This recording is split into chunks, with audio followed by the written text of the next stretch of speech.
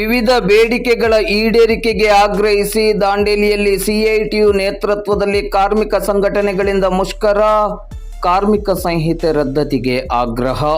ಕೇಂದ್ರ ಸರ್ಕಾರದ 4 ಕಾರ್ಮಿಕ ವಿರೋಧಿ ಸಂಹಿತೆಗಳನ್ನು ಕೂಡಲೇ ರದ್ದುಪಡಿಸಲು ಒತ್ತಾಯಿಸಿ ಹಾಗೂ ವಿವಿಧ ಬೇಡಿಕೆಗಳ ಈಡೇರಿಕೆಗೆ ಆಗ್ರಹಿಸಿ ಸಿಐಟಿಯು ನೇತೃತ್ವದಲ್ಲಿ ಅಂಗನವಾಡಿ ನೌಕರರ ಸಂಘ, ಕಟ್ಟಡ ನಿರ್ಮಾಣ ಕಾರ್ಮಿಕರ ಸಂಘ, west coast paper mill employees union, ಗುತ್ತಿಗೆ ಪೌರ ಕಾರ್ಮಿಕರ ಸಂಘ ಹಾಗೂ ಇನ್ನಿತರ ಸಂಘಟನೆಗಳ ಆಶ್ರಯದಡಿ ಇಂದು ಬುಧವಾರ ಸಂಜೆ 5 ಗಂಟೆ ಸುಮಾರಿಗೆ ದಾಂಡೇಲಿ ನಗರದ ಸೋಮಾನಿ ವೃತ್ತದಲ್ಲಿ ಮುಷ್ಕರವನ್ನು ನಡೆಸಿ ಆನಂತರ ಅಲ್ಲಿಂದ ನಾಡ ಕಚೇರಿಯವರೆಗೆ ಮೆರವಣಿಗೆಯನ್ನು ಹಮ್ಮಿಕೊಳ್ಳಲಾಯಿತು. ಈ ಸಂದರ್ಭದಲ್ಲಿ ಮಾತನಾಡಿದ ಸಿಐಟಿಯು ತಾಲೂಕು ಸಂಚಾಲಕರಾದ ಸಲೀಂ ಸೈಯದ್ ಮತ್ತು ಡಿವೈಎಫ್ಐ ರಾಜ್ಯ ಸಮಿತಿಯ ಸದಸ್ಯರಾದ ಡಿ ಸ್ಯಾಮ್ಸನ್ ಅವರು ಕೇಂದ್ರ ಸರ್ಕಾರದ 4 ಕಾರ್ಮಿಕ ಸಂಹಿತೆಗಳು ಕಾರ್ಮಿಕ ಹಕ್ಕುಗಳನ್ನು ಸುಲಭವಾಗಿ ನಾಶ ಮಾಡುವ ನವ ಗುಲಾಮಗಿರಿ ಸ್ಥಿತಿ ನಿರ್ಮಿಸುವ ಕಾರ್ಮಿಕ ವಿರೋಧಿ ಕ್ರಮಗಳಾಗಿದೆ. ಇವುಗಳನ್ನು ತಕ್ಷಣವೇ ರದ್ದುಪಡಿಸಬೇಕು. ರಾಜ್ಯ ಸರ್ಕಾರವು ವಿವಿಧ ಕಾರ್ಮಿಕ ಕಾನೂನುಗಳಲ್ಲಿ ಕಾರ್ಮಿಕ ವಿರೋಧಿ ತಿದ್ದುಪಡಿಗಳು, ಕೆಲಸದ ಅವಧಿ ಹೆಚ್ಚಳ ಹಾಗೂ ಕಾರ್ಮಿಕರ ಮೇಲೆ ಬಾಧ್ಯತೆ ಹೆಚ್ಚಿಸುವ ಕ್ರಮಗಳನ್ನು ಕೈಗೊಂಡಿರುವುದು ತೀವ್ರ ಖಂಡನೀಯವಾಗಿದ್ದು ಇದನ್ನು ಕೂಡಲೇ ಹಿಂಪಡೆಯಬೇಕು. ಅಂಗನವಾಡಿ, ಬಿಸಿಯೂಟ, ಆಶ್ರಮ್ ಹಾಗೂ ಇತರ ಸ್ಕೀಮ್ ನೌಕರರಿಗೆ ಕನಿಷ್ಠ ವೇತನ ಕಾಯ್ದೆಯನ್ನು ತ್ವರಿತವಾಗಿ ಜಾರಿಗೆ ತರಬೇಕು. ಕನಿಷ್ಠ ವೇತನವನ್ನು 36,000 ರೂಪಾಯಿವರೆಗೆ ನಿಗದಿ ಮಾಡಿ ತಕ್ಷಣವೇ ಜಾರಿ ಮಾಡಬೇಕು. ಮುನ್ಸಿಪಲ್ ಕಾರ್ಮಿಕರಾದ ನೀರು ಸರಬರಾಜು ಕಾರ್ಮಿಕರು, ಸ್ವಚ್ಛತಾ ಕಾರ್ಮಿಕರು, ವಾಹನ ಚಾಲಕರು ಮತ್ತು ಇನ್ನಿತರ ಗುತ್ತಿಗೆ ಹಾಗೂ ಕಾಯಮೇತರ ಕಾರ್ಮಿಕರನ್ನು ಕೂಡಲೇ ಕಾಯಂ ಮಾಡಲು ಸೂಕ್ತ ಕಾನೂನನ್ನು ರೂಪಿಸಬೇಕು. ಅಸಂಘಟಿತ ಕಾರ್ಮಿಕರಿಗೆ ಭವಿಷ್ಯ ನಿಧಿ, ಪಿಂಚಣಿ ಹಾಗೂ ಇತರ ಕಲ್ಯಾಣ ಸೌಲಭ್ಯಗಳನ್ನು ಕಡ್ಡಾಯವಾಗಿ ಜಾರಿಗೆ ತರಬೇಕು. ರೈತರಿಗೆ ಬೆಂಬಲ ಬೆಲೆ ಖಾತ್ರಿಯನ್ನು ಕಾನೂನುಬದ್ಧವಾಗಿ ಮಾಡಬೇಕು ಮತ್ತು ಬಲವಂತದ ಭೂ ಸ್ವಾಧೀನವನ್ನು ತಕ್ಷಣವೇ ನಿಲ್ಲಿಸಬೇಕು. ತಾಲೂಕು ಕೇಂದ್ರವಾಗಿ ಘೋಷಣೆಯಾಗಿರುವ ದಾಂಡೇಲಿಗೆ ಕೂಡಲೇ ತಾಲೂಕು ಕಚೇರಿಗಳು ಬರಲಿಕ್ಕೆ ಸಾಧ್ಯವಾಗಬೇಕು. ಜಿಲ್ಲೆಯ ಸಮಗ್ರ ಅಭಿವೃದ್ಧಿಗೆ ನಾವು ನೀವು ಎಂಬ ಘೋಷಣೆಯಡಿ ನಡೆದ ಸಮಾವೇಶದಲ್ಲಿ ಬಿಡುಗಡೆಯಾದ ಕೈಪಿಡಿಯಲ್ಲಿರುವ ಬೇಡಿಕೆಗಳನ್ನು ಜಾರಿಗೊಳಿಸಲು ಅಗತ್ಯ ಕ್ರಮವನ್ನು ಕೈಗೊಳ್ಳಬೇಕು. ದಾಂಡೇಲಿ ಮತ್ತು ಸುತ್ತಮುತ್ತಲ ಪ್ರದೇಶದ ನಿವೇಶನ ಭೂಮಿಗಳ ಸಮಸ್ಯೆಗಳನ್ನು ಕೂಡಲೇ ಬಗೆಹರಿಸಬೇಕು. ಪ್ರವಾಸೋದ್ಯಮದ ಅಭಿವೃದ್ಧಿಯ ಜೊತೆಗೆ ದಾಂಡೇಲಿಯ ನಿರುದ್ಯೋಗಿ ಯುವಕರಿಗೆ ಉದ್ಯೋಗ ಸಿಗುವಂತಹ ಪರಿಸರ ಪೂರಕವಾದಂತಹ ಹೊಸ ಉದ್ಯೋಗ ನೀತಿಯನ್ನು ಅನುಷ್ಠಾನಕ್ಕೆ ತರಬೇಕೆಂದು ಆಗ್ರಹಿಸಿದರು. ಇದೇ ಸಂದರ್ಭದಲ್ಲಿ ಅಂಗನವಾಡಿ ನೌಕರರ ಸಂಘದ ದಾಂಡೇಲಿ ತಾಲೂಕು ಘಟಕದ ಕಾರ್ಯದರ್ಶಿ ಸೇವಂತಿ ದಬಾಲೆ ಮತ್ತು ಕಟ್ಟಡ ಕಾರ್ಮಿಕರ ಸಂಘದ ತಾಲೂಕು ಕಾರ್ಯದರ್ಶಿ ಕೋಸಾವ್ ಡಿಸೋಜಾ ಅವರು ಕಾರ್ಮಿಕ ವಿರೋಧಿ ನೀತಿಗಳನ್ನು ತೀವ್ರವಾಗಿ ಖಂಡಿಸಿದರು. ನಂತರ ವಿವಿಧ ಬೇಡಿಕೆಗಳ ಈಡೇರಿಕೆಗಾಗಿ ಆಗ್ರಹಿಸಿ ಮುಖ್ಯಮಂತ್ರಿಗಳಿಗೆ ಬರೆದ ಮನವಿಯನ್ನು ಉಪತಹಶೀಲ್ದಾರ್ ಸುರೇಶ್ ಅಡವಿಯವರ ಮೂಲಕ ಸಲ್ಲಿಸಲಾಯಿತು. ಮುಷ್ಕರದಲ್ಲಿ ವಿವಿಧ ಸಂಘಟನೆಗಳ ಪದಾಧಿಕಾರಿಗಳು ಮತ್ತು ಸದಸ್ಯರು ಭಾಗವಹಿಸಿದ್ದರು.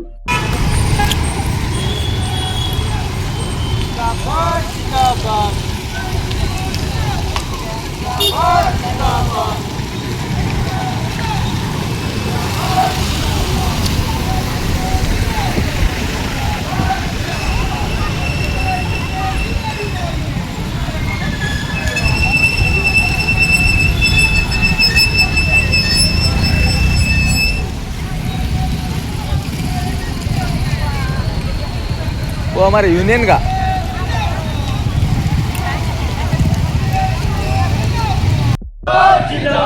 ಸಿಐಟಿಯು ಜಿಂದಾಬಾದ್, ಕಾರ್ಮಿಕರ ಐಕ್ಯತೆ ಚಿರಾಯುವಾಗಲಿ,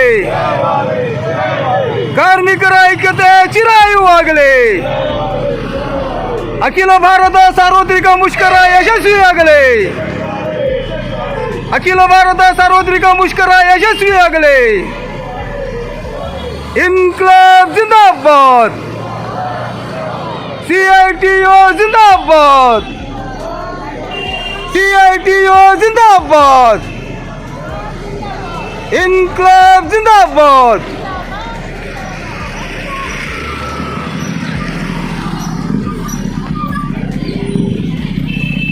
ಸಮಸ್ಯೆಗಳು ಮತ್ತು ಕಟ್ಟಡ ಮತ್ತು ಅಸಂಘಟಿತ ಕಾರ್ಮಿಕರ ಸಮಸ್ಯೆಗಳನ್ನು ಒಳಗೊಂಡಂತೆ ನಮ್ಮ ದಾಂಡೇಲಿಗೆ ಸಂಬಂಧಪಟ್ಟಂತಹ ಕೆಲವು ಸಮಸ್ಯೆಗಳನ್ನು ನಾವು ನಿವಾರಣೆ ಆಗಬೇಕು ಅನ್ನುವಂತಹ ಒತ್ತಾಯದೊಂದಿಗೆ ಇವತ್ತು ನಾವು ಇಲ್ಲಿ ಸೇರಿದ್ದೀವಿ. ಕರೆ ಹೇಳಬೇಕಂತ ಹೇಳಿದ್ರೆ ನಾವು ತಹಶೀಲ್ದಾರ್ ಆಫೀಸ್ನಲ್ಲಿ ಇದನ್ನ ಮನವಿಯನ್ನ ಕೊಡಬೇಕಾಗಿತ್ತು. ಕಾರಣಾಂತರದಿಂದ ನಮ್ಮ ಈ ಮನವಿ ಕೊಡುವಂತ ಕಾರ್ಯಕ್ರಮವನ್ನ ದಾಂಡೇಲಿ ಇಲ್ಲೇ ನಾಡ ಕಚೇರಿಗೆ ಶಿಫ್ಟ್ ಮಾಡಿದ್ದೀವಿ. ಅದಕ್ಕೂ ನಿಜವಾಗಿ ಇರುವಂತಹ ಒಂದು ಮಾಡಲೇಬೇಕಾಗಿರುವಂತಹ ಕೆಲಸ ಏನಿತ್ತು ಅಂತೇಳಿ ಇವತ್ತಿನ ದಿನ ದಾಂಡೇಲಿಯಲ್ಲಿ ಕಾರ್ಮಿಕರು ದುಡಿಯುವ ವರ್ಗದವರು ಮುಷ್ಕರವನ್ನ ನಡೆಸಿ ಬೀದಿಗಿಳಿದು ಹೋರಾಟವನ್ನ ಮಾಡಬೇಕಾಗಿತ್ತು. ಅದು ಆಗಲಿಲ್ಲ. ಅದನ್ನು ಸಹ ನಾವು ಈ ಪ್ರತಿಭಟನೆಯ ಮುಖಾಂತರ ಸರ್ಕಾರಕ್ಕೆ ಒಂದು ಅಪೀಲನ್ನ ಮಾಡ್ತೀವಿ. ಅದು ಅಪೀಲ್ ಅಂತ ಹೇಳಿದ್ರೆ ನಾವು ಭಿಕ್ಷೆ ಬೇಡ್ತಾ ಇಲ್ಲ, ನಾವು ಒತ್ತಾಯಪೂರ್ವಕವಾಗಿ ಮನವಿಯನ್ನ ಮಾಡ್ತೀವಿ. ಈ ನಮ್ಮ ಏನು ಡಿಮ್ಯಾಂಡ್ಸ್ಗಳಿದಾವೆ ಅದನ್ನ ಆದಷ್ಟು ಶೀಘ್ರ ಪೂರ್ಣಗೊಳಿಸಬೇಕು ಮತ್ತು ಕಾರ್ಮಿಕರ ವಿರುದ್ಧವಾದಂತಹ ಸಾರ್ವಜನಿಕರ ವಿರುದ್ಧವಾದಂತಹ ಏನು ನೀತಿಗಳನ್ನ ರೂಪಿಸಲಿಕ್ಕೆ ಈ ಬಂಡವಾಳಶಾಹಿಗಳ ಬಾಲಂಗೋಚಿ ಸರ್ಕಾರಗಳು ಇದನ್ನ ತಮ್ಮ ನಿರ್ಧಾರವನ್ನ ಹಿಂಪಡೆಯಬೇಕಂತೇಳಿ ನಾವು ಈ ಪ್ರತಿಭಟನೆಯ ಮೂಲಕ ಒತ್ತಾಯವನ್ನ ಮಾಡ್ತಾ ಇದ್ದೇವೆ. ಸರ್ಕಾರವನ್ನ ಒತ್ತಾಯಿಸುತ್ತಾ ಇದ್ದೇವೆ ನಮ್ಮ ಬೇಡಿಕೆಗಳ ಈಡೇರಿಕೆಗಾಗಿ. ಬಹಳ ಮುಖ್ಯವಾಗಿ ಇವತ್ತು ನಾವು ಸಾರ್ವತ್ರಿಕ ಮುಷ್ಕರದ ಭಾಗವಾಗಿ ಪ್ರಮುಖವಾದಂತಹ 40 ಡಿಮಾಂಡ್ಸ್ಗಳನ್ನ ಬೆಂಗಳೂರಿನ ಫ್ರೀಡಂ ಪಾರ್ಕ್ನಲ್ಲಿ ಮಾನ್ಯ ಮುಖ್ಯಮಂತ್ರಿಯವರಿಗೆ ಸಚಿವರ ಮುಖಾಂತರ ಕೊಟ್ಟಿದ್ದೇವೆ, ಮನವಿ ಕೊಟ್ಟಿದ್ದೇವೆ ಅಂತ ಹೇಳಿದ್ರೆ ಇವತ್ತೇ ನಾವು ಅದನ್ನ ತಯಾರು ಮಾಡಿದಂತಹ ಡಿಮಾಂಡ್ಸ್ಗಳು ಏನೆಲ್ಲ ಹಲವಾರು ವರ್ಷಗಳಿಂದ ನಮ್ಮ ಕಾರ್ಮಿಕರಿಗೆ ದೇಶದ ಜನತೆಗೆ ಕಾಡುವಂತಹ ಸಮಸ್ಯೆಗಳ ಪರಿಹಾರಕ್ಕಾಗಿ ನಾವು ಮನವಿಗಳನ್ನ ನೀಡ್ತಾ ಬಂದಿದ್ದೇವೆ.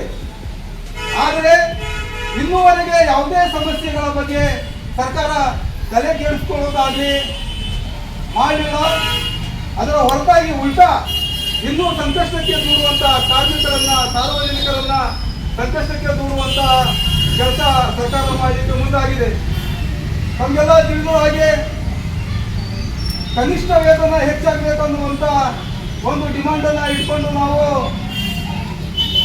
ಬಹಳ ವರ್ಷದಿಂದ ಹೋರಾಟ ಮಾಡ್ತಾ ಇದ್ದೇವೆ. ಕನಿಷ್ಠ ವೇತನ ಹೆಚ್ಚು ಮಾಡಬೇಕಂತೇಳಿ ನಡೀತಾ ಇದೆ. ಸಲೀಂ ಅವರು ಹೇಳ್ದಂಗೆ ಇದು ಮಹಾಮುಷ್ಕರ 20ನೇ ತಾರೀಕಿಗೆ ಮೇ 20ನೇ ತಾರೀಕಿಗೆ ಇಡೀ ದೇಶದಲ್ಲಿ ಒಂದು ಬೃಹತ್ ಆದಂಥ ರೀತಿಯಲ್ಲಿ ಒಂದು ತಯಾರಿಯನ್ನ ನಾವೆಲ್ಲರೂ ಕೂಡ ಮಾಡ್ಕೊಂಡಿದ್ವಿ. ಆ ಮಾಡ್ಕೊಂಡಂಥ ಭಾಗದಲ್ಲಿ ಒಂದು ಬೃಹತ್ ರೀತಿಯಲ್ಲಿ ಮಾಡಬೇಕಾದಂಥ ಅನಿವಾರ್ಯತೆ ಇವತ್ತು ನಿರ್ಮಾಣ ಆಗಿದೆ. ಅದೇ ಸಂದರ್ಭದಲ್ಲಿ ಒಂದು ಘಟನೆ ನಡೆದಿದೆ ಮತ್ತು ಅದರ ಜೊತೆಯಲ್ಲಿ ನಮ್ಮ ದೇಶದ ವಿಶೇಷವಾಗಿ ಕರ್ನಾಟಕದ 3 ಜನರನ್ನು ನಾವು 4 ಜನರನ್ನು ಕಳ್ಕೊಂಡಂಥ ಕಾರಣಕ್ಕೋಸ್ಕರ ನಾವು ಆ ಹೋರಾಟವನ್ನು ಮುಂದೂಡಲಾಗಿದೆ.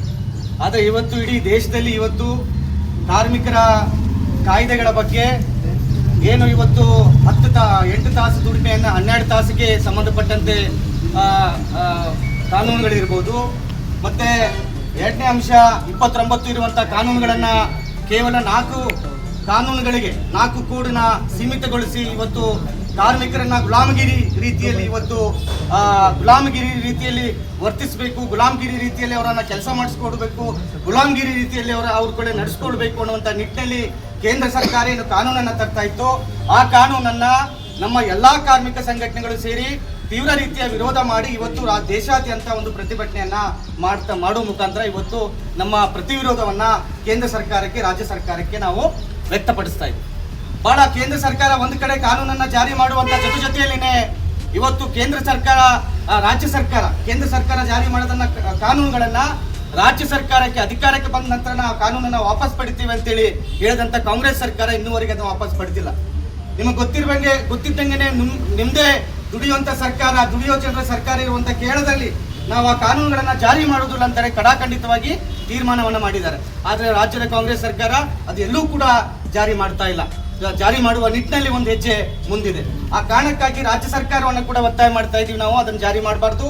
2ನೇದು ಸ್ಕೀಮ್ ನೌಕರರು, ಪೌರ ಕಾರ್ಮಿಕರು, ಕಟ್ಟಡ ಕಾರ್ಮಿಕರು, ಪೇಪರ್ ಮಿಲ್ ಎಂಪ್ಲಾಯ್ ಯಾರೆಲ್ಲ ಇದ್ದಾರೆ ಅವರೆಲ್ಲ ಬೇಡಿಕೆಗಳನ್ನು ಒಳಗೊಂಡಂತೆ ರಾಜ್ಯ ಸರ್ಕಾರ ಸ್ಪಂದಿಸಬೇಕು. ಅವ್ರ ಬೇಡಿಕೆಗಳ ನಿಟ್ಟಿನಲ್ಲಿ ಸೂಕ್ತವಾದಂಥ ಕ್ರಮಕ್ಕೆ ಮುಂದಾಗಬೇಕು ಅಂತೇಳಿ ನಾವು ಒತ್ತಾಯವನ್ನ ಮಾಡ್ತಾ ಇದ್ದೀವಿ.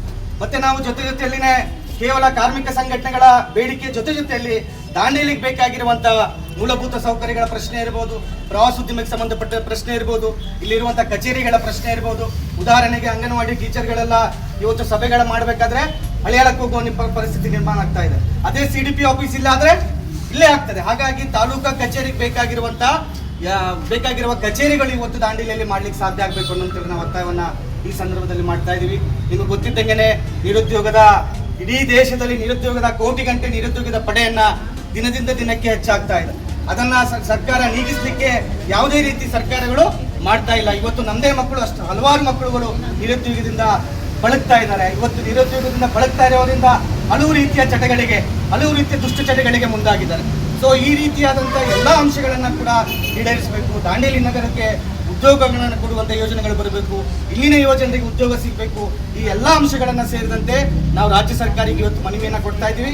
ರಾಜ್ಯ ಸರ್ಕಾರ ಸ್ಪಂದನೆ ಮಾಡಬೇಕು, ಬೇಡಿಕೆ ಈಡೇರಿಸುವ ನಿಟ್ಟಿನಲ್ಲಿ ಕ್ರಮ ವಹಿಸಬೇಕು. ವಿಶೇಷವಾಗಿ ಅಂಗನವಾಡಿ ಕಾರ್ಯಕರ್ತರಿಗೆ ಏನು ಇವತ್ತು ಕೂಲಿಯನ್ನ ಪ್ರಶ್ನೆ ಇದೆ, ಇವತ್ತು ಕೂಲಿ ಇದೆ, ಆ ಕೂಲಿ ಗೌರವಧನ ಅಂತಿದೆ. ದಯವಿಟ್ಟು ಅದು ಗೌರವಧನ ಅಲ್ಲ, ಅದು ಕನಿಷ್ಠ ಕೂಲಿ ಕಾಯ್ದೆ ಅಡಿಯಲ್ಲಿ ಬರಬೇಕು. ಜೊತೆಗೆ ಅವ್ರು ರಿಟೈರ್ಮೆಂಟ್ ಆಗುವಾಗ ಖಾಲಿ ಕೈಲಿ ಹೋಗ್ತಾನೆ ಇವತ್ತು ಗ್ರಾಚ್ಯುಟಿಗಳನ್ನ ಕೊಡಬೇಕಂತೇಳಿ ಒತ್ತಾಯವನ್ನ ಮಾಡ್ತಾ ಇದ್ವಿ. ಇವತ್ತು ಕಟ್ಟಡ ಕಾರ್ಮಿಕರಿದ್ದಾರೆ. ಕಟ್ಟಡ ಕಾರ್ಮಿಕರು ಹಲವಾರು ಸಮಸ್ಯೆಗಳಲ್ಲಿ ಇವತ್ತು ಕೆಲಸ ಮಾಡ್ತಾ ಇದ್ದಾರೆ, ಹಲವು ರೀತಿಯ ದುರಂತಕ್ಕೆ ಒಳಗಾಗ್ತಾ ಇದ್ದಾರೆ. ಅಂತ ದುರಂತಕ್ಕೆ ಒಳಗಾಗುವಂತ ಕಾರ್ಮಿಕರಿಗೆ ಎಲ್ಲಾ ರೀತಿಯ ಸಹಾಯ ಸಹಕಾರಗಳನ್ನ ಕೊಡ್ಲಿಕ್ಕೆ ರಾಜ್ಯ ಸರ್ಕಾರ ಮುಂದಾಗಬೇಕು. ಅವರ ಮಕ್ಕಳ ಭವಿಷ್ಯನ ಕಟ್ಟಲಿಕ್ಕೆ ರಾಜ್ಯ ಸರ್ಕಾರ ಮುಂದಾಗಬೇಕು. ಪೌರ ಕಾರ್ಮಿಕರಿದ್ದಾರೆ, ಪೌರ ಕಾರ್ಮಿಕರ ಮೇ 1ರಂದು ಇಡೀ ರಾಜ್ಯದಲ್ಲಿ ನಾವೆಲ್ಲಾ ಪೌರ ಕಾರ್ಮಿಕರನ್ನ ಕಾಯಂ ಮಾಡ್ತೀವಿ ಅಂತೇಳಿ. ಆದ್ರೆ ಇವತ್ತು ಕೇವಲ ಮಹಾನಗರ ಪಾಲಿಕೆ ಬೆಂಗಳೂರು ಬಿಟ್ಟರೆ ಯಾವ ಕಾರ್ಮಿಕರು ಕೂಡ ಕಾಯಂ ಮಾಡಿಲ್ಲ. ತುಂಬಾ ಜನ ಖುಷಿಯಾದ್ರು ಸಿದ್ದರಾಮಯ್ಯ ಅವರು, ನಮ್ಮವರು ಸಿದ್ದರಾಮಯ್ಯ ಹೈಂದ ನಾಯಕರು, ನಮ್ಮ ಪೌರ ಕಾರ್ಮಿಕರು, ಲೋಡರ್ಸು, ಕ್ಲೀನರ್ಸು ಎಲ್ಲರೂ ಪರ್ಮನೆಂಟ್ ಆಗ್ಬಿಡ್ತಾರೆ ಅಂತ ಆಸೆದಲ್ಲಿದ್ರು. ದುರಂತ ಏನಂತಂದ್ರೆ ಕೇವಲ ಮಹಾನಗರ ಪಾಲಿಕೆ ಬೆಂಗಳೂರು BBMP ಬಿಟ್ಟರೆ ಎಲ್ಲೂ ಕೂಡ ಮಾಡ್ಲಿಕ್ಕೆ ಸಾಧ್ಯ ಆಗಲಿಲ್ಲ. ಹಾಗಾಗಿ ನಾವು ಸಿದ್ದರಾಮಯ್ಯ ಸರ್ಕಾರವನ್ನು ಒತ್ತಾಯ ಮಾಡ್ತೀವಿ, ಎಲ್ಲಾ ನೌಕರರನ್ನ ಕಾಯಂಗೊಳಿಸಬೇಕು. ಜೊತೆಯಲ್ಲಿ ಕಾಯಂಗೊಳಿಸುವ ನಿಟ್ಟಿನಲ್ಲಿನೇ ಕಾಯಂಗೊಳಿಸುವಾಗಾದ್ರೂ ನೇರ ಸಂಭಾವನೆಯನ್ನ ಕೊಡ್ಲಿಕ್ಕೆ ಸಾಧ್ಯ ಆಗಬೇಕು. ಆ ರೀತಿಯಾದಂಥ ಒಂದು ಕ್ರಮಕ್ಕೆ ಸರ್ಕಾರಗಳು ಮುಂದಾಗಬೇಕಂತೇಳಿ ನಾವು ಈ ರಾಜ್ಯ ಸರ್ಕಾರ ಒತ್ತಾಯವನ್ನು ಮಾಡ್ತಾ ಇದ್ವಿ. ನಿಮಗೆಲ್ಲ ಗೊತ್ತಿದ್ದಂಗೆ ದೇವನಹಳ್ಳಿಯಲ್ಲಿ ರೈತರು ಹೋರಾಟ ಮಾಡ್ತಾ ಇದ್ದಾರೆ, ನಮಗೆಲ್ಲ ಗೊತ್ತಿರ್ಬೋದು. ಆ ರೈತರ ಬೇಡಿಕೆಗಳನ್ನ 15ನೇ ತಾರೀಕಿಗೆ ಸಭೆಯನ್ನ ಕರೆದು ಸಮಸ್ಯೆನ ಇತ್ಯರ್ಥ ಮಾಡ್ತೇವಂತ ರಾಜ್ಯ ಸರ್ಕಾರ ಹೇಳಿದೆ. ಆದ್ರೆ ರಾಜ್ಯ ಸರ್ಕಾರವನ್ನು ಈ ಪ್ರತಿಭಟನೆ ಮುಖಾಂತರ ಒತ್ತಾಯ ಮಾಡ್ತೇವೆ ಅಂತಂದ್ರೆ ಈ ದೇಶದ ರೈತರು ಬೆನ್ನೆಲುಬು ಅಂತೇಳಿ ನಾವು ಹೇಳ್ತೇವೆ. ಆ ಬೆನ್ನೆಲುಬು ಇದ್ದಂತ ರೈತರ ಬೆನ್ನೆಲುಬು ಮುರಿಯೋ ಕೆಲಸ ರಾಜ್ಯ ಸರ್ಕಾರ ಮಾಡ್ತಾ ಇದೆ. ದಯವಿಟ್ಟು ರಾಜ್ಯ ಸರ್ಕಾರ ಆ ರೀತಿ ಕ್ರಮಕ್ಕೆ ಮುಂದಾಗಬಾರ್ದು. ಅವರ ಸಮಸ್ಯೆಗಳನ್ನ ಸ್ಪಂದಿಸಬೇಕು, ಈಡೇರಿಸಬೇಕು ಅಂತೇಳಿ ನಿಟ್ಟಿನಲ್ಲಿ ಇವತ್ತಿನ ಹೋರಾಟ ಮನವಿಗಳನ್ನ ಕೊಡ್ತಾ ಇದೀವಿ. ಆ ಮನವಿಗಳನ್ನ ಸಂಬಂಧಪಟ್ಟ ಸರ್ಕಾರಗಳು ಕೈಗೆತ್ಕೋಬೇಕು. ಮತ್ತೆ ನಿಮಗೆ ಗೊತ್ತಿದ್ದಂಗೆ ತಮ್ಗೆಲ್ಲ ಗೊತ್ತಿದೆ, ತಾವೆಲ್ಲ ಕಾರ್ಯಕ್ರಮಕ್ಕೆ ಬಂದಿದ್ರಿ. ಜಿಲ್ಲೆಯ ಸಮಗ್ರ ಅಭಿವೃದ್ಧಿಗೋಸ್ಕರ ನಾವು ನೀವು ಎಂಬ ಘೋಷಣೆ ಅಡಿಯಲ್ಲಿ ಕಾರ್ಯಕ್ರಮ ಮಾಡಿದ್ವಿ. ಆ ಕಾರ್ಯಕ್ರಮದಲ್ಲಿ ನಾವು ಕೈಪಿಡಿಗೆಯನ್ನ ಇಡೀ ಉತ್ತರ ಕನ್ನಡ ಜಿಲ್ಲೆ ಸಮಗ್ರ ಅಭಿವೃದ್ಧಿ ಹೇಗಾಗಬೇಕು ಅಂತೇಳಿ ಒಂದು ಕೈಪಿಡಿಯನ್ನ ನಾವು ಈ ಭಾಗದ ಆಯೋಗದ ಏನು ನಮ್ಮ ಸುಧಾರಣೆ ಆಯೋಗದ ಅಧ್ಯಕ್ಷರನ್ನ ಈ ಭಾಗದ ಶಾಸಕರಿಗೆ ಕೊಟ್ಟಿದ್ದೀವಿ, ಮಾನ್ಯ ಜಿಲ್ಲಾಧಿಕಾರಿಗಳು ಕೊಟ್ಟಿದ್ದೀವಿ. ಅದರಲ್ಲಿ ಇಡುವಂತ ಬೇಡಿಕೆಗಳನ್ನ ಕೂಡ ಕಾಲಮಿತಿಯಲ್ಲಿ ಈಡೇರಿಸಲಿಕ್ಕೆ ಸಾಧ್ಯ ಆಗಬೇಕು. ಈ ಎಲ್ಲಾ ಸಮಸ್ಯೆಗೆ ಒಂದು ಸ್ಪಂದನಾತ್ಮಕವಾದಂತಹ ಸರ್ಕಾರಗಳು ನಮ್ಮ ಪರವಾಗಿ ನಿಲ್ಬೇಕು ಅನ್ನುವಂಥ ನಿಟ್ಟಿನಲ್ಲಿ ನಾವು ಇವತ್ತು ಒಂದು ಸಾಂಕೇತಿಕವಾಗಿ ಹೋರಾಟ ಮಾಡುವ ಮುಖಾಂತರ ಒಂದು ಮನವಿಯನ್ನ ಸಲ್ಲಿಸ್ತಾ ಇದ್ವಿ. ದಯವಿಟ್ಟು ತಾವೆಲ್ಲ ಬಂದಿದ್ದಕ್ಕೆ ತಮ್ಮೆಲ್ಲ ಸಂಘಟನೆಗಳ ಪರವಾಗಿ ಮತ್ತೆ ನಮ್ಮ CITನ ಪರವಾಗಿ ಮತ್ತು JCTU ಪರವಾಗಿ ತಮ್ಮೆಲ್ಲರೂ ಕೂಡ ಧನ್ಯವಾದಗಳನ್ನು ಹೇಳಿ ನನ್ನ ಮಾತನ್ನು ಮುಗಿಸ್ತೇನೆ.